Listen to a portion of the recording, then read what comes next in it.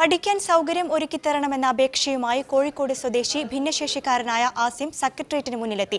Velimanna UP. School ഹൈസ്കൂളാക്കി ഉയർത്തണമെന്നാണ് ആസിമിന്റെ ആവശ്യം.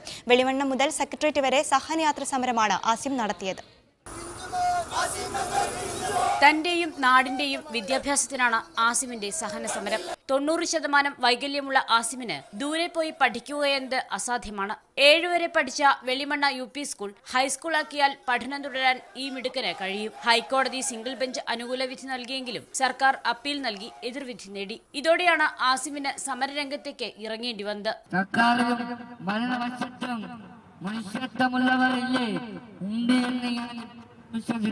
മുഖ്യമന്ത്രിയും സർക്കാരും എന്നെ നെഞ്ചോട് ചേർത്ത് വിളിക്കുമെന്നും ഞാൻ പ്രതീക്ഷിക്കുന്നു.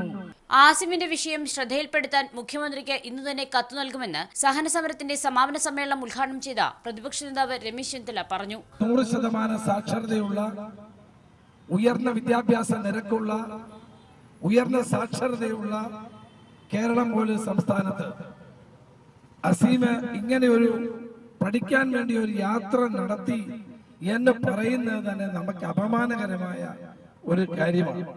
സർക്കാർ വിഷയം മനുഷ്യത്വത്തോടെ കാണണമെന്ന് കോൺഗ്രസ് നേതാവ് VM സുധീരനും ആവശ്യപ്പെട്ടു. മീഡിയ 1 തിരുവനന്തപുരം.